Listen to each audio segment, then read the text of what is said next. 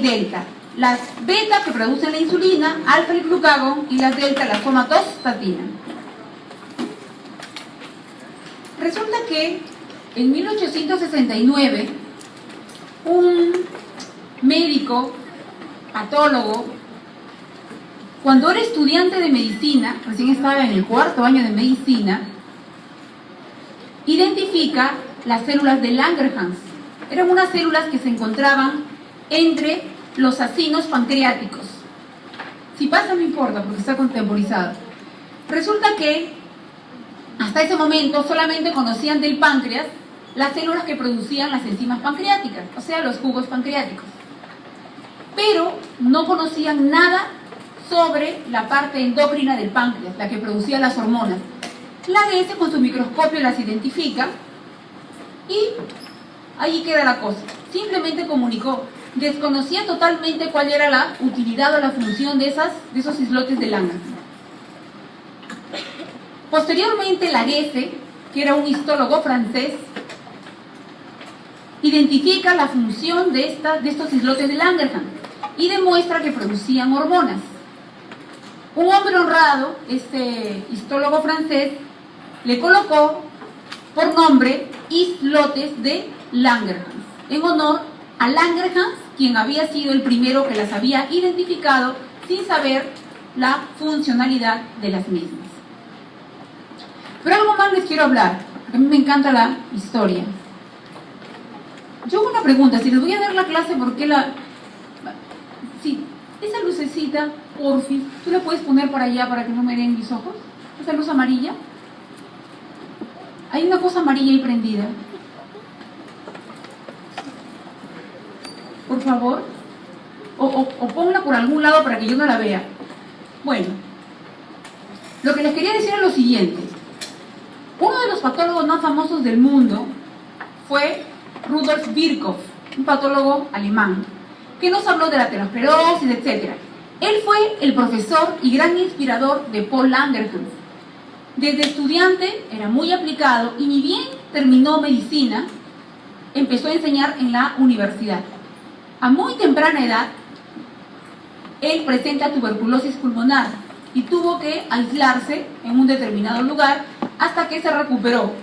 Pero el pobrecillo se enfermó relativamente joven, a los 41 años, y muere de una infección renal. En esta imagen ustedes pueden ver a los acinos pancreáticos, y entre los acinos pancreáticos se encuentra un islote de Langerhans. Los acinos pancreáticos están conformados por las células acinares. Para exagerar, las voy a contar, ¿ya? Solamente para que me entiendan. 1, 2, 3, 4, 5, 6. En esta imagen hay 7 células acinares o acinosas que están formando el acino pancreático. Y aquí está la célula de Langerhans, los islotes de Langerhans, y que contienen las 3 células conocidas por ustedes. La falta de conducto excretor y su rica vascularización orientó hacia el carácter endocrino de los elementos que constituían los islotes de Langerhans. La forma de los islotes era redondeada y se encuentran distribuidos en todo el páncreas. Observen, cabeza, cuerpo y cola, pero sobre todo los islotes pancreáticos se encuentran en la cola o región caudal del páncreas. Por lo tanto, si yo tengo cualquier tumoración benigna o maligna, cualquier cirugía de la cola del páncreas, el paciente, el individuo, va a tener una mayor predisposición a presentar diabetes. ¿Está claro?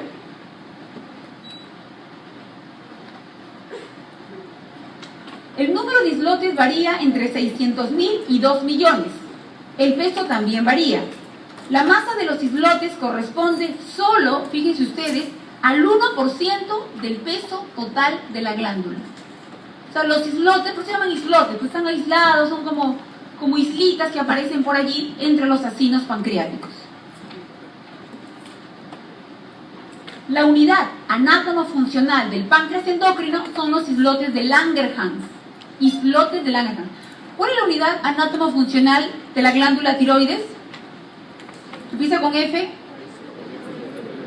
Muy bien, son lo máximo, folículo tiroideo.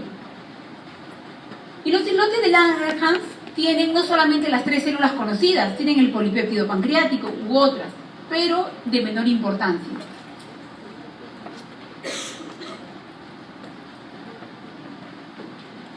En ellos, en estos islotes de Langerhans, se sintetizan la insulina, el glucagón y la somatostatina por sus respectivas células. Nuevamente, vean ustedes aquí los acinos pancreáticos conformados por sus células acinosas, que son los que producen los jugos pancreáticos, que son vertidos directamente a un conducto, el conducto pancreático, y entre estos grupos celulares se encuentran los islotes de Langerhans. Primera imagen, vesícula, páncreas. Observen este conducto que une la vesícula con el páncreas. Cualquier cálculo de la vesícula biliar, cuanto más pequeño peor, puede atravesar este conducto y llegar hasta el páncreas y producir una pancreatitis. Por eso es que cuando uno tiene un cálculo en la vesícula o litiasis vesicular, se estila operar al paciente, actualmente por colecistectomía laparoscópica. Acá tenemos el páncreas, el conducto, lo vamos a agrandar, el acino pancreático, el conducto, lo vamos a agrandar más, las células acinares, el acino pancreático, el conducto, lo vamos a agrandar aún más, un grupo de acinos pancreáticos y entre estos los islotes de Langerhans. En morado la célula alfa, en rosado la célula beta y en verde la célula delta. Y entre las células de Langerhans y los acinos pancreáticos, los capilares. Los islotes tienen una fina red vascular y están dotados de un sistema venoso tipo portal, así como el que unía el hipotálamo, el tallo, la hipófisis, lo que aprendimos en la primera clase. Están dotados por un sistema venoso portal que se orienta de la siguiente forma, y no se van a olvidar porque se van a acordar de la palabra malo, B-A-D, BAD. Va desde las células beta hacia las alfa y luego la delta. Por eso es que existen entre ellos comunicaciones intercelulares paracrinas. ¿Sí se acuerdan los chicos? Autocrina, endocrina, paracrina. Hola. ¿Se acuerdan, verdad? Cuando ustedes me dicen sí, no sé, es un sí medio raro. Están inervados por el sistema nervioso autónomo. Hablemos de la célula beta y su secreción de insulina. El gen responsable de la síntesis de insulina ya ha sido ubicado. El brazo corto del cromosoma 11. ¿Dónde se encuentran los cromosomas?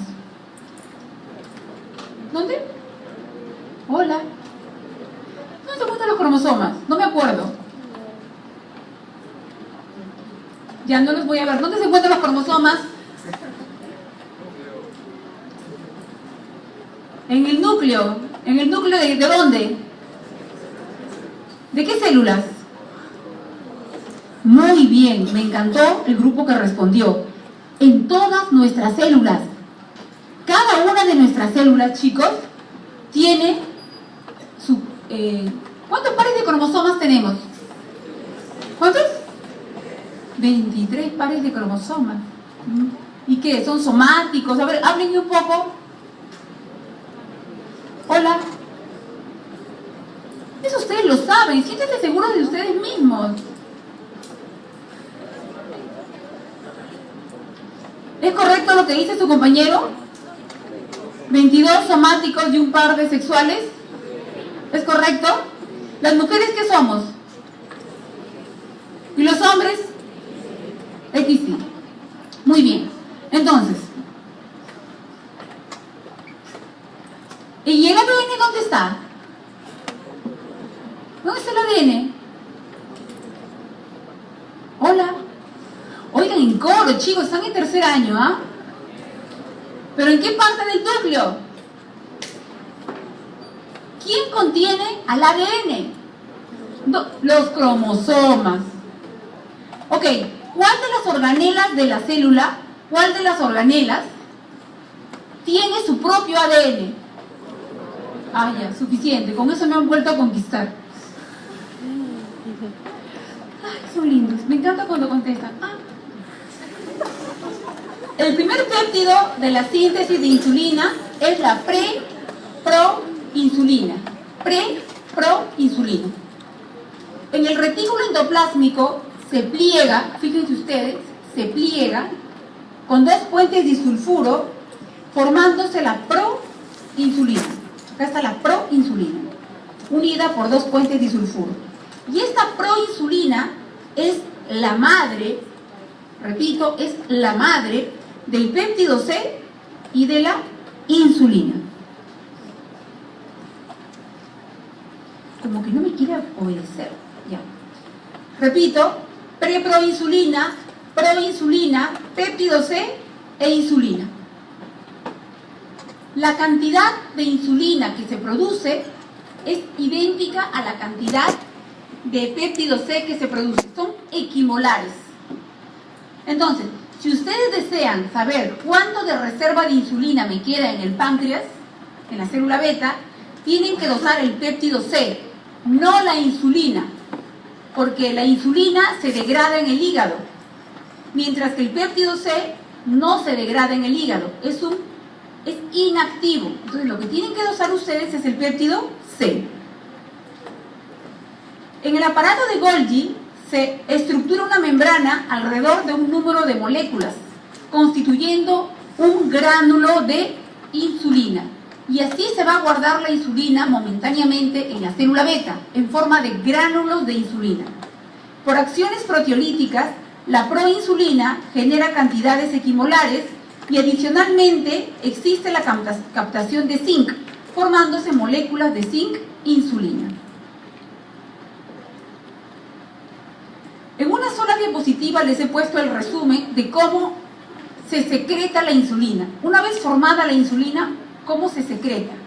El principal estímulo para la secreción de insulina es la glucosa.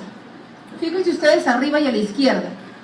La glucosa pasa a glucosa 6-fosfato por la enzima glucoquinasa hepática.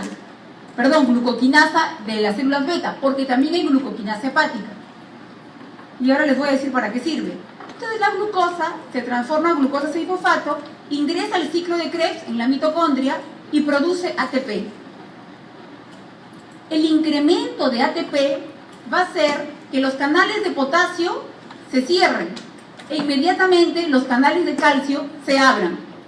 El ingreso de calcio a la célula beta es el principal estímulo para la secreción de gránulos de insulina preformado por exocitosis.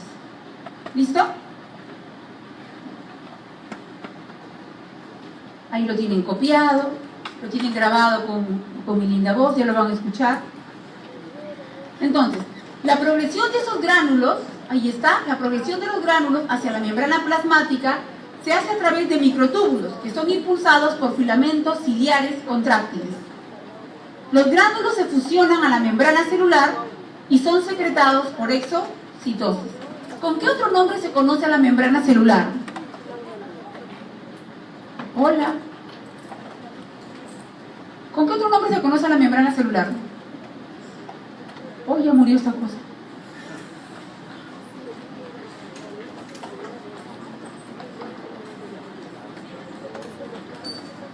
¿Con qué otro nombre se conoce a la membrana celular? Ustedes saben, esa parte la saben muy bien. A ver, membrana celular o membrana plasmática, o citoplasmática, o plasma-lema. Tiene muchos nombres. ¿Qué pasó?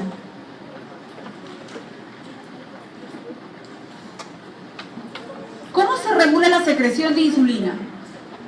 Está regulada por sustratos. El principal sustrato que estimula la secreción de insulina es la glucosa.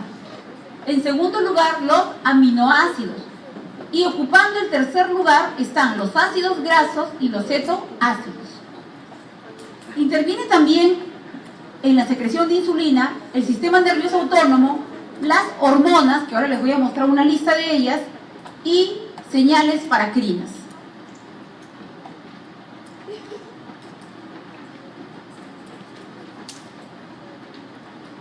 Son estímulos primarios, como les mencioné, la glucosa, los aminoácidos, los cetoácidos y los ácidos grasos. Este es el resumen muy sencillo de todo lo que les he dicho.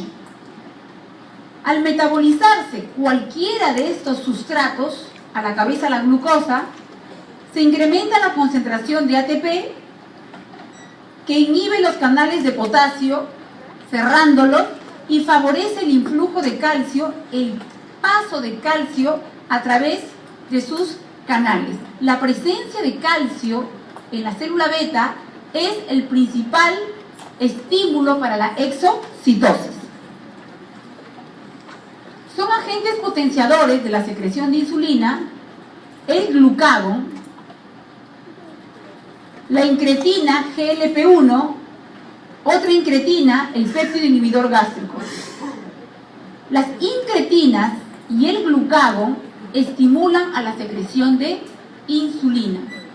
Recuerden que el glucagón se encarga de actuar sobre el hígado para que éste libere glucosa que estaba guardada en forma de glucógeno hepático. Repito, el glucógeno hepático guardado en el hígado se va a desdoblar, porque es un polímero el glucógeno, se va a desdoblar en monómeros de glucosa por acción del glucagón. Hermosos chicos, ¿me están entendiendo? Si gustan, yo puedo hacer la clase hasta pero como me gusta que sepan, les explico. No sé, los noto medio raros hoy día. Debe ser el calor, ¿no? Pobrecitos. Estos agentes potenciadores estimulan a esta enzima. Y esta enzima incrementa el AMP cíclico. Y el incremento del AMP cíclico activa a estas otras enzimas que se llaman proteinquinasas. Y ustedes dirán, ¿para qué me sirve saber eso? Observen. El calcio, que es el principal estímulo para que por exocitosis se libere insulina, se une a una proteína llamada calmodulina.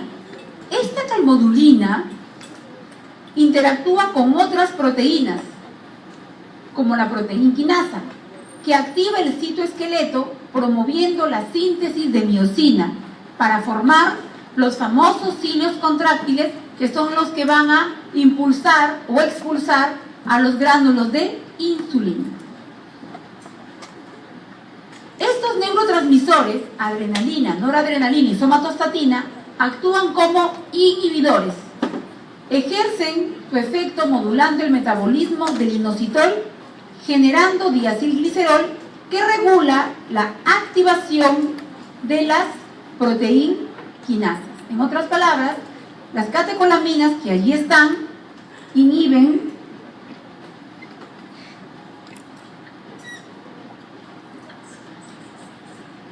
la secreción de insulina. La más conocida es la somatostatina, que yo les dije en una de las clases que la somatostatina inhibe todo. Inhibe la secreción de la hormona de crecimiento, inhibe, ¿qué más? La TSH y la secreción de la prolactina. Pero también la somatostatina inhibe a la insulina e inhibe a todos la secreción de todos los jugos gástricos habidos y por haber.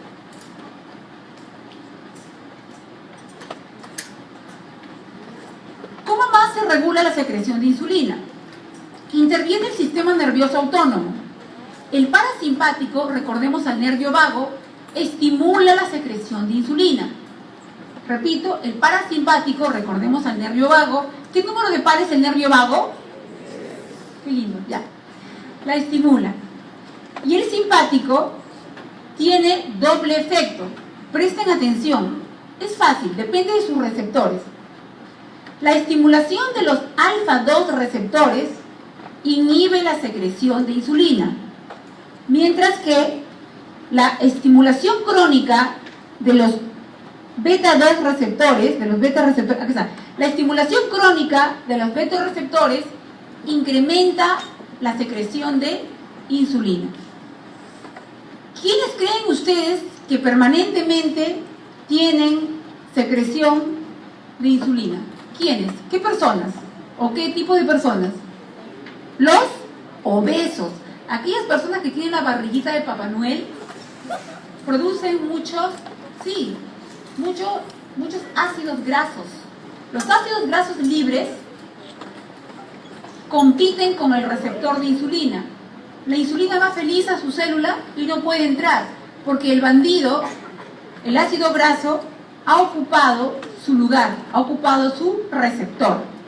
Entonces, la célula está hambrienta. Tengo hambre, dice la célula. Entonces el páncreas libera más insulina y es un círculo vicioso. Los gorditos tienen resistencia a la insulina y el páncreas produce mucha insulina. Ustedes le dosan en sangre y la insulina la tienen muy alta, tan alta que se acumula en el cuello, en las ingles y en las axilas. Se llama acantosis nígrica. Las enterohormonas, llamadas incretinas, destacan dos: la GLP-1 y el GIP. Aquí aprovecho para mencionarles lo siguiente. GLP-1 significa péptido similar al glucagón, glucagon-like peptide. Péptido similar al glucagón tipo 1, porque también hay tipo 2. Estas dos son secretadas por las células del L del ilio, este es el GLP-1, y parte del yeyuno. Y el GIP es secretada por las células K del yeyuno y parte del colon. Pero les he puesto ahí las células que más lo producen. Y se van a acordar para el examen porque L viene de ilio, se parece, y justo coincide con GLP-1. Es como soplarles, ¿no? GLP-1, células L. Y estas incretinas se producen después de que comemos. Eso se llama postprandial. Después de que comemos, si los niveles de glucosa en sangre son iguales o mayores a 100 miligramos por decilitro, inmediatamente las incretinas, por activación del simpático, van a producir insulina. La célula beta tiene la sensibilidad de percibir A. Esta es la interregulación. ¿Qué ha pasado?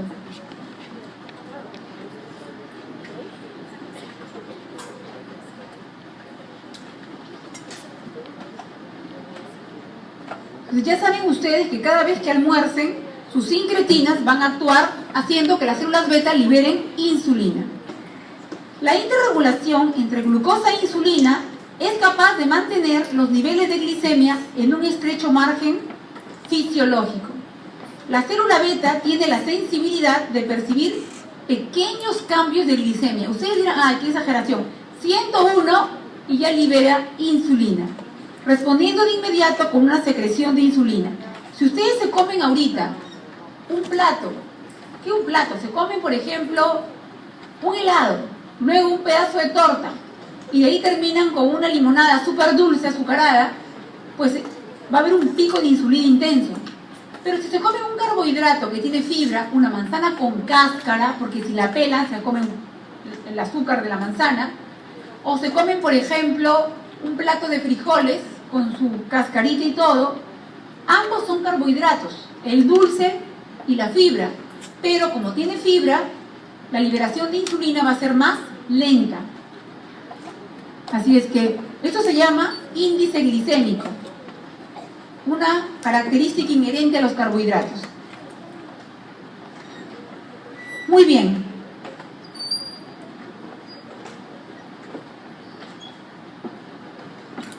Entonces, en condiciones normales, porque ustedes parecen chicos normales, no veo ningún gordito desde acá, si existe una mayor demanda por una elevación mantenida de glucosa, aumenta la sensibilidad a la glucosa. Es decir, yo tengo un paciente que es gordito por años, no va a pasar nada, no va a ser la diabetes. Los 8 primeros años, hasta los 12 primeros años de gordito, no le va a pasar nada. Su páncreas produce muchísima insulina. Después vienen las consecuencias. Entonces, si existe una mayor demanda, aumenta la sensibilidad a la glucosa. Y luego es capaz de estimular la replicación de las células beta. Miren qué maravilloso es nuestro organismo. Un gordito, repito, con la barriguita de Papá Noel, los receptores de insulina, porque la glucosa logra entrar a la célula gracias a la presencia de insulina. Pero ¿de qué vale que ustedes produzcan mucha insulina si esta no puede entrar a la célula? Porque el receptor, su receptor está ocupado por el intruso ácido graso. Entonces, el gordito empieza a desesperarse y su páncreas produce mucha insulina. Es más, no solamente produce la insulina, sino que va a ocurrir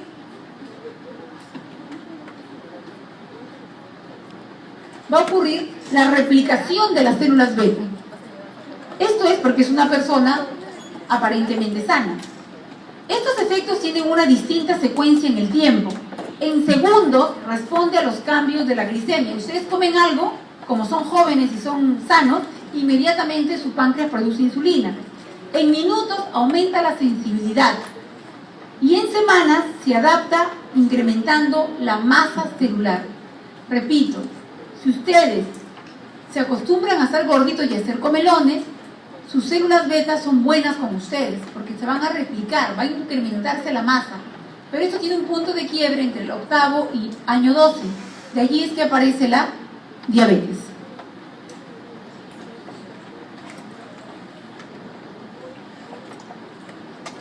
La respuesta a la insulina secretagogos es bifásica. ¿Qué significa? Cuando yo utilizo la palabra secretagogos, me estoy refiriendo a cualquier sustancia, sustrato o pastilla que libere insulina. Un secretagogo por excelencia es la presencia de glucosa. Le sigue el aminoácido, el cetoácido, el ácido graso libre, pero también hay pastillas como las sulfonilurias, que son secretagogos. Y si ustedes se acuerdan del cuadrito que les enseñé, lo que hacen las sulfonilurias son cerrar los canales de potasio. Inmediatamente abren los de calcio. Entonces, la respuesta a la secreción de insulina es bifásica. Hay una fase precoz que dura 10 minutos y se debe a la secreción de gránulos preformados, y otra más tardía, menos intensa, que se debe a la biosíntesis de nueva insulina. Y se ha demostrado que esta respuesta bifásica es indispensable para el equilibrio de la glucosa. Vamos a suponer que ustedes están en una fiesta y no comen en 10 minutos en una fiesta, llegan a las 2 y se van a las 7 de la noche, o se van a las 10, o se van al día siguiente. Y comen, y se ríen, y brindan, y siguen comiendo, y que la gaseosa, y que la torta, y que la pizza. Y su páncreas está...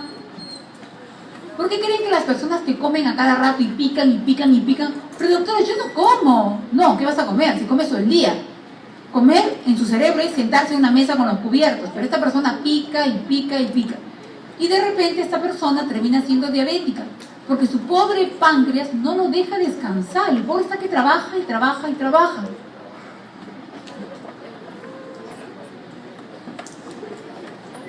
A veces las personas no se dan cuenta, pero comen por ansiedad, no porque tengan hambre. El tiempo de vida media de la insulina es muy corto, 4,8 minutos.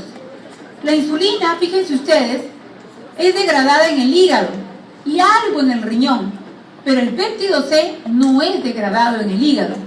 Su degradación es igual que la proinsulina. Recuerden que la proinsulina es la madre del péptido C y de la insulina. Entonces, el péptido C es degradado en el riñón. Si ustedes quieren saber si un diabético cuánto le queda de producción de insulina, o si ya muy pronto va a pasar a usar insulina exógena, dosen siempre el péptido C, no la insulina. La insulina no es un buen testimonio de la reserva de insulina pancreática. La destrucción o catabolismo de la insulina se inicia con la ruptura de los puentes disulfuro por acción de la enzima que están viendo allí. Ojo, que cuando yo les tome examen, solamente les voy a tomar determinadas enzimas que yo les voy a decir. Cosas raras no, porque no me interesa. Yo quiero que ustedes sepan razonar, no que memoricen una enzima que no les va a servir. La ruptura de los puentes disulfuro va a ocurrir por la acción de esa enzima, para luego iniciarse la proteólisis liberando péptidos inactivos. Actividad biológica. De la proinsulina es solo el 10% de la insulina y el péptido C es totalmente inactivo.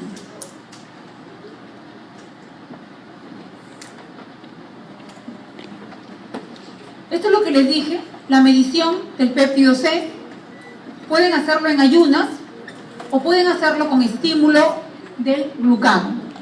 En Estados Unidos, que me tocó estar en el año 1999 en el Jackson Memorial capacitándome en bomba de insulina, Insulin Pump Minimed 508, me llamó mucho la atención que ante una hipoglicemia, porque hay bastantes niños diabéticos tipo 1, ante una hipoglicemia, aquí acostumbramos a usar dextrosa. ¿Se han dado cuenta, chicos? Acá utilizamos dextrosa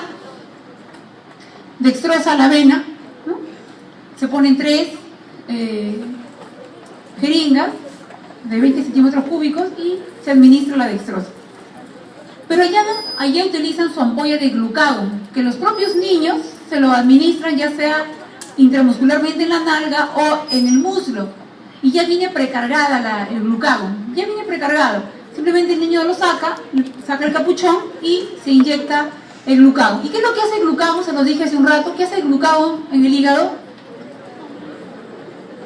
Degrada al glucógeno o glicógeno hepático y el polímero de glucógeno lo convierte en monómeros de glucosa. Y de esa manera salvan de la hipoglicemia. Inmediatamente, es un estímulo intenso, muy intenso, aplicarse glucagón. Se libera, ¿qué se libera? La glucosa del hígado y esa hiperglicemia va a hacer que, en teoría, en un diabético tipo 2, no en el 1, en un diabético tipo 2, se estimule la producción de insulina. Y ustedes saben que la insulina no se libera sola, siempre se libera con péptido C. ¿Cómo se llama la madre del péptido C y de la insulina? Proinsulina. Ok, entonces si ustedes quieren saber cuánto tienen de reserva de insulina, van a medirse el péptido C, tal cual en ayunas o por estímulo de glucagón. Así el paciente esté usando insulina exógena, midan el péptido C, porque la insulina exógena no se cruza con el péptido C. La acción biológica de la insulina. Una vez que se secreta insulina por las células beta, esta insulina va a ir a las células que tienen receptores para ella, especialmente el músculo esquelético y el adipocito. Los receptores de la insulina se componen de 2 unidades alfa, que son los encargados del reconocimiento de la insulina con su célula, y 2 unidades beta, que tienen la función de transmitir el mensaje a los efectores intracelulares. Gracias a estas subunidades beta se van a desencadenar los segundos mensajeros. ¿Quién representa siempre al primer mensajero? La hormona. Este chico churro que ha dicho la hormona, que no sé quién será, lo felicito. Es la hormona el primer mensajero.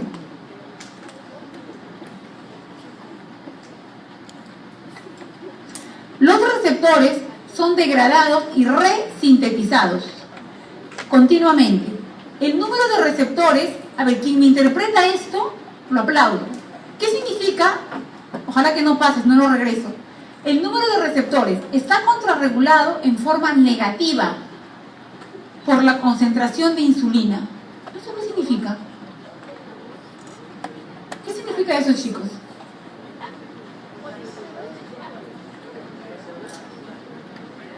¿Qué significa, pues? ¿Esto qué?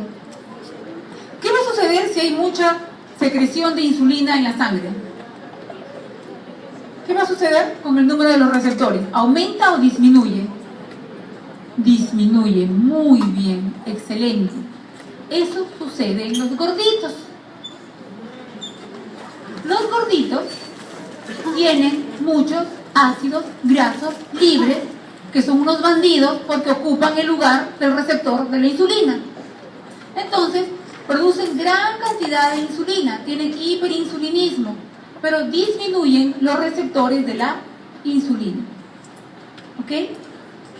Muy bien. ¿Qué otras hormonas, que ustedes ya las conocen, reducen la sensibilidad a la insulina? Las catecolaminas. Disminuyen la sensibilidad a la insulina. Entonces, esas personas súper estresadas, que todo el día están, bueno, nosotros vivimos estresados, pero hay gente, Dios mío, 3 clonazepam al día les es poco, una ketamina de 300 les hace cosquillas, 3 Valprax, 3 litios al día. O sea, son personas demasiado ansiosas.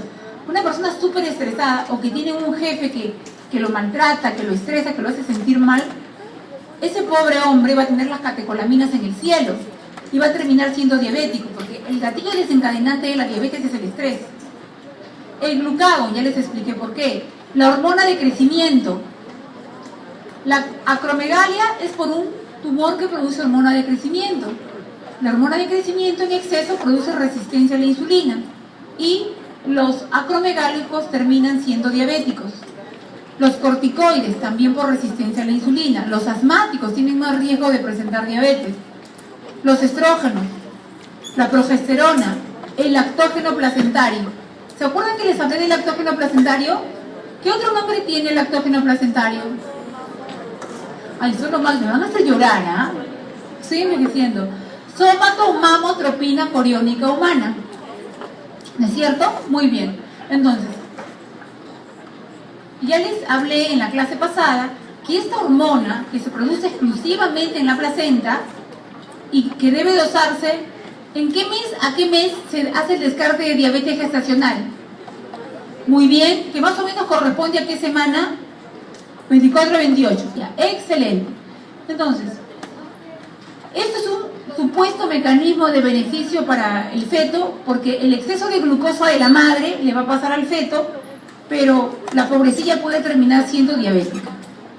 Ya saben ustedes por qué le pusieron lactógeno placentario también. Y eso no acontecía en el hombre. ¿Qué cantidad de somatomamotropina coriónica humana necesitamos para que tenga el mismo efecto que la hormona de crecimiento? ¿Cuántas?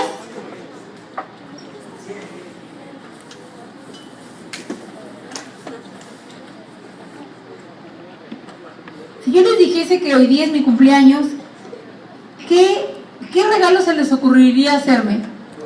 Claro que es algo hipotético, ¿no? Son alumnos. ¿Pero qué regalo? ¿A alguien se le ocurriría hacerme un bonito regalo? Qué malos son con su profesora.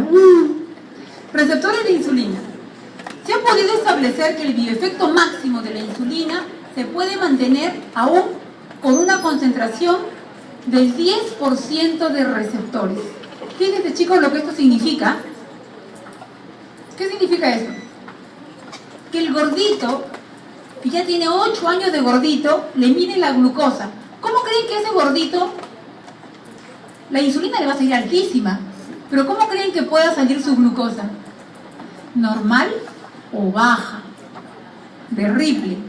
Dicen, ¿le miden la glucosa en ayunas? Miren, yo no tengo diabetes. Espérate nomás. Que llega un momento en que ese pobre páncreas, que hasta las células se han replicado para poderlo ayudar, cuelgan los guantes. Y a más insulina, ¿qué sucedía con los receptores de insulina? Disminuían, down regulation. Entonces, hasta el 10% de los receptores, que es nada, todavía nos puede engañar el gordito. Pero una vez que baja del 10%, ya fue. Y las células beta igual, las células beta del páncreas, una vez que llega al 10% o menos, aparece la diabetes tipo 2 en el gordito. Por eso, por favor, yo no tengo nada contra los gorditos, hasta podría decir que me parecen churros, pero ser gordito trae muchas enfermedades, muchas, no se imaginan.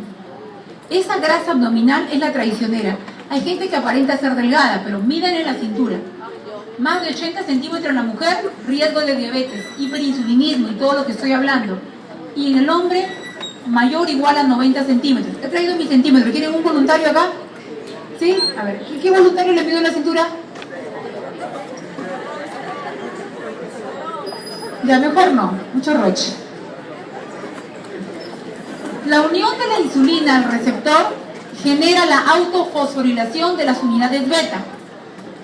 Esta autofosforilación activa factores de transcripción y a las proteoquinasas, que estimulan o inhiben la transcripción de insulina. La insulina incrementa la acción de la glucoquinasa hepática, estimulando la transcripción genética de la propia enzima. Además, la insulina activa, fíjense el mecanismo para que entiendan por qué se guarda glucosa en el hígado. La insulina activa directamente a estas tres enzimas, pero de la única que quiero que se acuerden, aparte de la glucoquinasa hepática, es de la glicógeno sintetasa. Entonces, el hígado va a recibir con los brazos abiertos a la glucosa, que va a pasar a ser glucosa 6-fosfato, y luego va a formar parte de la reserva como glicógeno hepático. ¿Quiénes intervienen en estos dos pasos? La glucoquinasa hepática y la glicógeno. ¿Saben qué? Creo que voy a necesitar a alguien que me ayude. Ok, y la glicógeno sintetasa. No lo pueden apreciar. A la derecha les he puesto una leyenda para que el que quiere lo lea en su casa. La enzima glucoquinasa es la enzima determinante en la utilización de la glucosa en el hígado y en el páncreas. Ojo, en el páncreas para que se guarde. En el hígado para que se guarde. En el páncreas, ¿quién recuerda qué hacía la glicoquinasa? Hola.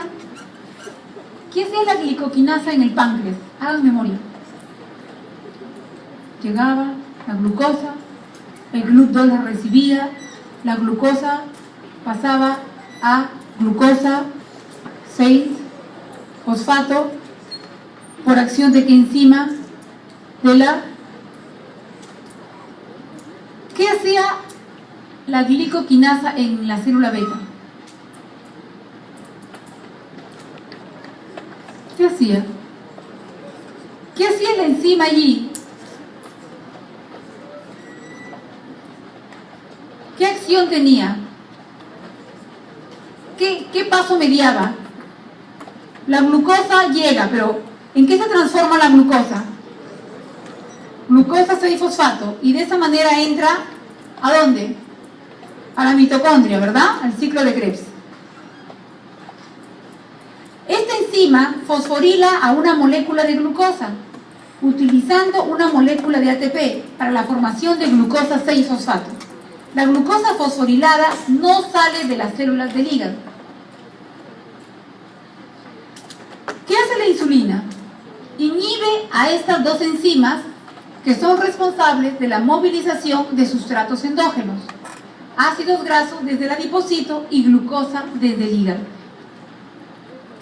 En otras palabras, la insulina es una hormona anabólica, forma sustratos y los guarda, evita que se pierdan. Entonces, al formar es anabólica y al evitar que se destruyan es anticatabólica. Resumiendo, la insulina es una hormona anabólica y anticatabólica.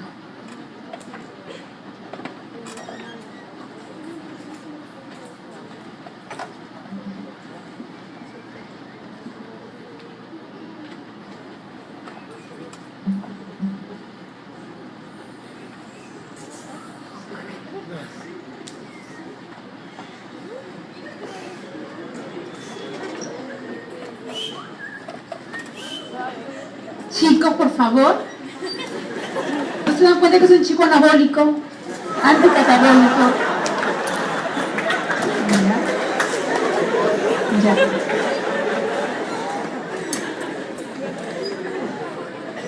Ya, a ver chicos, por favor, más bien, qué bien que nos represente este muchacho. Muy bien. Cuando hablamos de la insulina, inmediatamente tenemos que pensar que es la hormona que nos permite estar fuertes, vigorosos, con energía, porque la insulina va a permitir el ingreso de la glucosa a las células. Pero la liberación de insulina, si bien es cierto, su principal estímulo, el principal sustrato de estímulo es la glucosa como sustrato, no es el único. Si yo estoy estresada, súper estresada, mi célula beta va a producir insulina. ¿Por qué? Porque el cortisol, ya lo hemos dicho, y las catecolaminas influyen en la liberación de glucosa por mi hígado, influyen en la formación de nueva glucosa utilizando los aminoácidos, neoglucogénesis. Entonces, el glucagón per se, por comunicación paracrina, estimula la célula beta para que se produzca insulina. Repito, el glucagón también es un estímulo para la liberación de insulina. Además, cuando liberan glucagón, ¿qué sucede? ¿Qué pasa? ¿Cuál es la función del glucagón? Ya se las dije hace un ratito. ¿Cuál es? Hola. ¿Qué hace el glucagón? Permite la liberación ¿de qué? De glucosa hepática. Ya vamos a utilizar un término más rápido. Ya está. Cuando se produce la liberación de glucosa por el hígado, ¿qué sucede con la célula beta? Secreta insulina. Eso quiero que se den cuenta.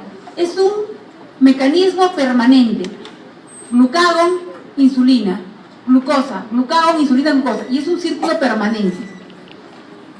¿Qué otra cosa interviene en la liberación de insulina? Los glucocorticoides y la hormona de crecimiento. Ambos producen insulinoresistencia. Si la insulina no logra entrar a la célula, ¿qué sucede con la célula beta del páncreas? Produce más insulina, porque la célula está hambrienta.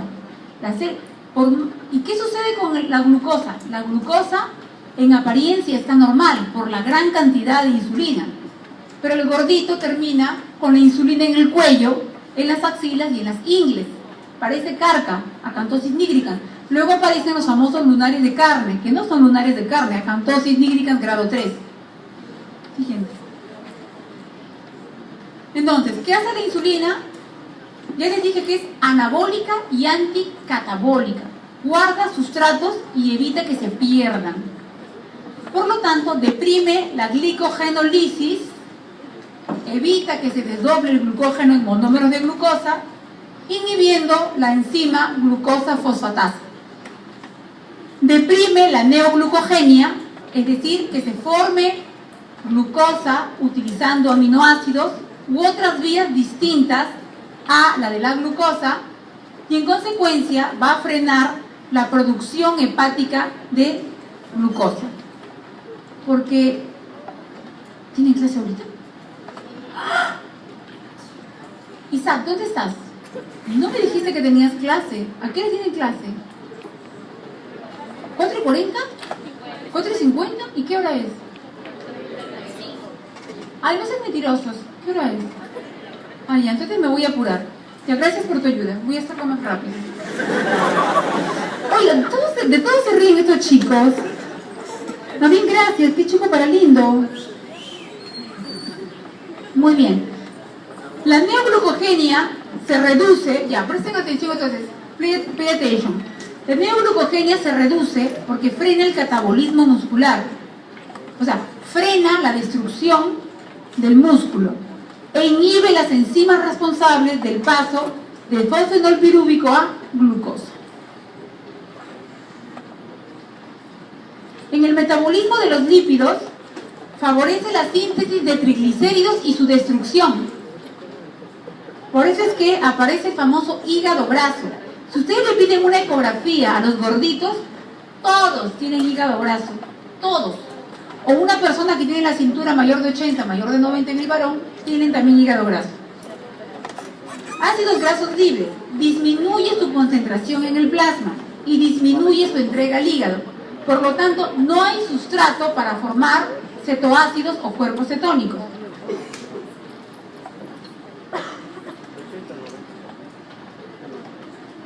Inhibe la cetogénesis hepática y facilita la utilización periférica de los cetoácidos. No permite que lleguen al hígado. O sea, la insulina es linda. La insulina inhibe a la enzima, la lipasa hormona sensible intracelular, que es la encargada de la hidrólisis de los triglicéridos y que los ácidos grasos libres lleguen al hígado. Entonces bloquea esta enzima. La insulina, como les mencioné, se define como una hormona anticetogénica, ya que reduce la movilización de ácidos grasos hacia el hígado y reduce su penetración a la mitocondria. Al contrario, favorece su incorporación al ciclo de Krebs y la síntesis de triglicéridos. Aumenta a nivel de las proteínas, fíjense lo que hace. Aumenta la captación de aminoácidos a nivel muscular y favorece la síntesis proteica. Inhibe la destrucción de las proteínas y reduce la concentración de aminoácidos ramificados en la sangre. Qué linda es la insulina, porque estos aminoácidos ramificados que tienen ahí a los tres principales Ahí están y son esenciales, son no esenciales porque tenemos que ingerirlos de la dieta, isoleucina, leucina y valina. Gracias a la insulina evitamos que estos se pierdan y se queden en el músculo esquelético, porque más o casi la tercera parte de los músculos esqueléticos están formados por estos 3 aminoácidos. Quiero que un voluntario me diga los 8 aminoácidos esenciales en el adulto. Fenilalanina, isoleucina, leucina, lisina, metionina, treonina, triptófano y valina. ¿Y cuáles son los 2 esenciales en el niño? Histidina y arginina. Esos son los 10 aminoácidos esenciales. 8 esenciales en el adulto más 2 en el niño. A nivel de las lipoproteínas, estimula la lipasa lipoproteica y favorece el catabolismo de las lipoproteínas ricas en triglicéridos y reduce la destrucción del HDL, el colesterol de baja densidad. Todo lo que les he dicho, todo así, y se van a dar cuenta cuando con calma lo analicen ustedes, todo está resumido acá. Pero de nada vale, qué fácil, ¿no? Chicos, apréndanse esto. Eso es memorístico. En cambio, si lo analizamos, después de todo lo que han escuchado, si han estado atentos, les va a parecer re fácil. Efecto anabólico, o sea, que guarda sustratos. Anticatabólico, que evita que se destruyan. En el hígado, la insulina tiene ¿qué efectos anabólicos? Incrementa la síntesis de glicógeno y de triglicéridos. Anticatabólicos, disminuye la glicogenólisis, la neoglucogenia y la cetogénesis. En el músculo, ¿qué hace la insulina? Aumenta la captación de glucosa, la síntesis de glicógeno muscular, aumenta la oxidación de cuerpos cetónicos para que no lleguen al hígado e incrementa la síntesis de proteínas. A nivel del tejido graso, anabólico, incrementa la captación de glucosa e incrementa la síntesis de triglicéridos. Y anticatabólico, evita que se pierda a nivel muscular, disminuye la destrucción de la proteína y la oxidación de aminoácidos para que no lleguen al hígado a formar o que intervengan en la vía de la neoglucogenia. Y a nivel del tejido graso, disminuye la lipólisis o destrucción de esto. Está facilísimo, ¿no? ¿Alguien me puede decir que sí, aunque sea de mentira? Gracias. Células alfa y glucagón. El glucagón es una... ¿Dónde estás que no te veo? El glucagón es una hormona peptídica o proteica o derivada de aminoácidos o no esteroidea. Eso no me. Ok, es sintetizada y secretada por las células alfa, pero fíjense, el cerebro, escúchenme, el cerebro, las glándulas salivares e intestino también sintetizan y secretan péptidos inmunológicamente relacionados con el glucagón. Ojo con lo que les estoy diciendo, no se olviden para el examen. La madre se llama proglucagón. Así como existía la proinsulina, que era la madre del péptido 6, la madre de la insulina, aquí el proglucagón es la madre del glucagón y de los otros hermanitos que están en las glándulas salivares y todo lo que les he mencionado. La prohormona, el proglucagón, es capaz de liberar otros péptidos a través de este proceso de posttraducción tejido específico. No se olviden de ese proceso, por favor. Este proceso es idéntico al que va a ocurrir con la somatostatina y sus hermanitas.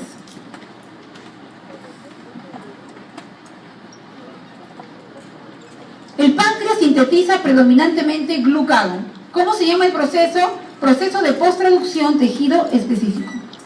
Y el páncreas sintetiza, como les dije, predominantemente glucagón.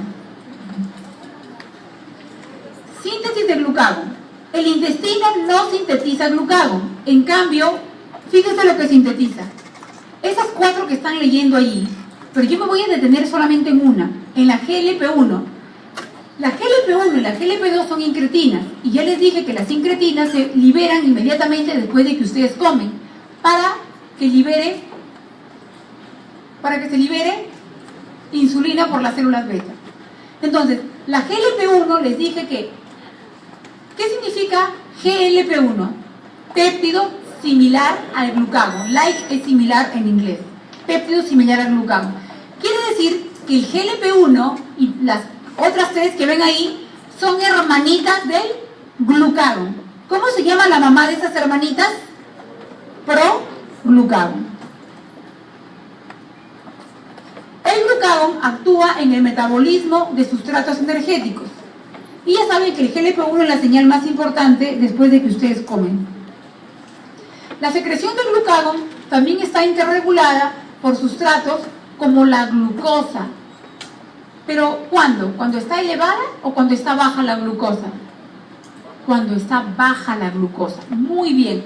Menos de 70 miligramos por decilitro, inmediatamente las células alfa secretan glucagón. También está regulada por el sistema nervioso autónomo, de idéntica forma que está regulada la insulina. El parasimpático, ¿estimula o inhibe? El nervio vago, ¿estimula o inhibe la secreción de insulina?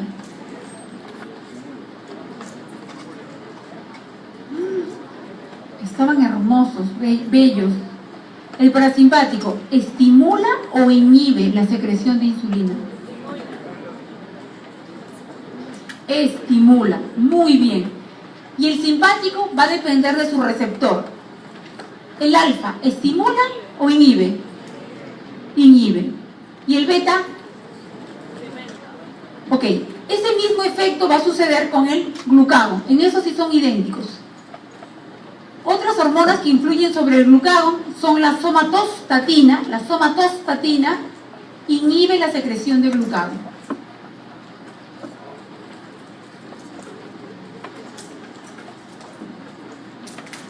Niveles bajos estimulan su secreción. Podríamos utilizar el término hipoglicemia, ¿verdad? Hipoglicemia. Pero en forma estricta, hipoglicemia es menor de 40 miligramos por decilitro. Pero ya con menos de 70 se libera glucagón. Estimulan la secreción de glucagón entonces también los aminoácidos, el sistema vagal, que muy bien mencionó su compañera, el simpático, pero el receptor específico, y la incretina GIP, por mecanismos paracrinos. La insulina y la somatostatina ejercen un efecto inhibidor. Esto que les digo es rete fácil, y al final les he puesto un cuadrito. La insulina ejerce un efecto inhibidor en la secreción de glucagón. Y lo contrario, el glucagón estimula la secreción de insulina. El glucagón, por comunicación paracrina, ¿se acuerdan? BAT, beta, alfa. Por comunicación paracrina estimula su secreción, mientras que el glucagón más bien al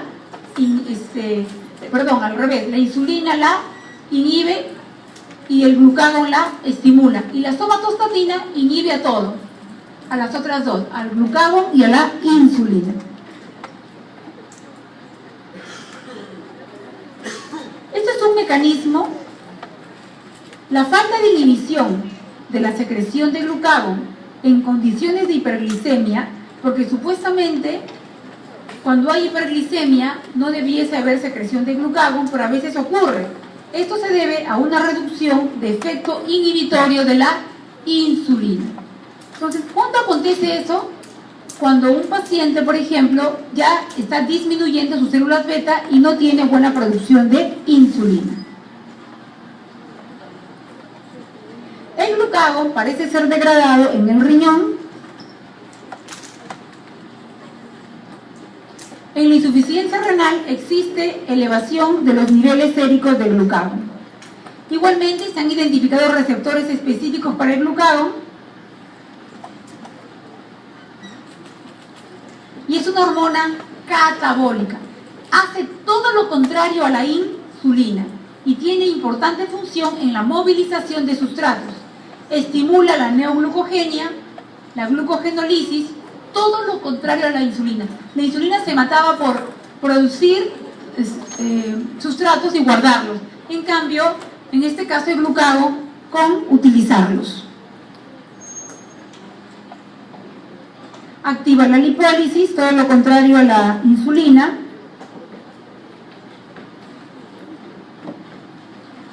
Activa la lipólisis y el transporte de ácidos grasos hacia el hígado. Y de esta manera puede informar los cuerpos cetónicos. Tiene un rol fundamental en la cetogénesis hepática. Se acelera el paso de ácidos grasos a la mitocondria. En condiciones de déficit de insulina, su transformación a cetoácidos. A nivel muscular, favorece la degradación de aminoácidos, su salida hacia el hígado y su posterior transformación a glucosa. Es decir, el glucagón favorece la neoglucogenia, la formación de glucosa con los aminoácidos. Las células delta.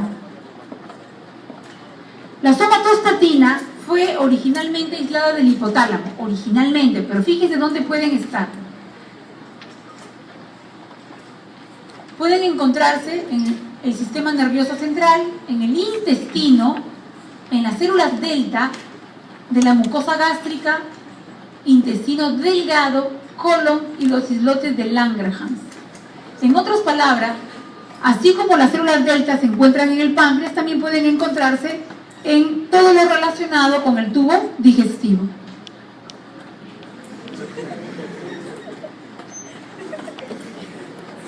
No me delaten, ahorita acabo. Listo. Entonces, ya ustedes pueden ir sacando sus conclusiones. Si la somatostatina se encuentra en el estómago, en el intestino delgado, en el intestino grueso, tiene que intervenir en la digestión. La mamá, la prohormona prosomatostatina, es sometida a un proceso de posttraducción tejido específico, igual que el proglucagón.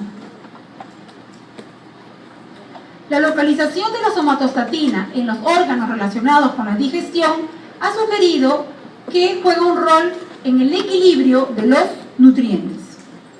Cualquier fístula que ustedes tengan a nivel del tubo digestivo, se puede utilizar la somatostatina, que se vende como octriótide. Se coloca la ampollita subcutáneamente y cualquier fístula, cualquier secreción, se puede secar. La glucosa estimula la secreción de la somatostatina por una relación dosis-respuesta. A mayor glucosa, mayor secreción de somatostatina. Igualmente estimulan su secreción. ¿Qué célula es la que secreta somatostatina? Delta. Igualmente estimulan su secreción los aminoácidos y los cuerpos cetónicos. Aquí no entran a tallar los ácidos grasos. Las enterohormonas estimulan la secreción de la somatostatina y eso es algo permanente. Como el tubo digestivo es pura secreción, la somatostatina pone en equilibrio. El glucagón inhibe a la somatostatina. ¿La insulina inhibe la somatostatina? No, la insulina no inhibe la somatostatina.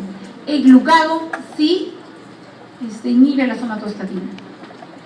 Ya saben su comunicación paracrina. Igualmente, los agentes parasimpáticos y beta-adrenérgicos la estimulan y los alfa-2 adrenérgicos la inhiben. Su principal efecto es modular la absorción intestinal de sustratos, ya que inhibe las funciones endocrinas, tanto de las células alfa y beta, y exócrinas, todo tipo de secreción. Asimismo, las funciones motoras del tracto gastrointestinal. Existe una compleja interregulación entre las tres hormonas, insulina, glucagón y somatostatina, ejerciendo la somatostatina un efecto inhibidor sobre el glucagón y la insulina. Y esta es la última diapositiva. Todo lo que les he dicho está aquí resumido. Estímulo para la secreción de insulina, la hiperglicemia. Estímulo para la secreción de somatostatina, la hiperglicemia. Estímulo para la secreción de glucagón, la hipoglicemia. Los aminoácidos también intervienen en forma idéntica que con la somatostatina en su liberación. Los ácidos grasos libres y los cuerpos cetónicos también intervienen en la secreción de insulina y somatostatina. somatostatina. Entonces, ¿qué podríamos decir de esto? Que la secreción de insulina está dada exactamente por lo mismo que produce la secreción de somatostatina. ¿Se dan cuenta? Aminoácidos, ácidos grasos, cuerpos cetónicos. Y el glucagón más bien es por la hipoglicemia. Hormonas intestinales. Las incretinas, las más conocidas, el GLP-1, el GLP-2, el GIP, van a estimular la secreción de insulina, de glucagón y de somatostatina. Es decir, las incretinas estimulan la secreción de las tres hormonas. El sistema nervioso autónomo, el parasimpático, estimula la secreción de todas. El simpático beta adrenérgico estimula la secreción de todas. Y el alfa adrenérgico disminuye o inhibe la secreción de insulina y de somatostatina, pero estimula la secreción de glucagón. Y finalmente, las hormonas paracrinas o la acción paracrina o la comunicación intercelular paracrina. La insulina inhibe la secreción de glucagón, el glucagón estimula la secreción de insulina y la somatostatina inhibe a la insulina y al glucagón. ¿Listo? ¿Les pareció fácil? Gracias. El viernes los veo a las 3. Isaac, que no me corte mi clase.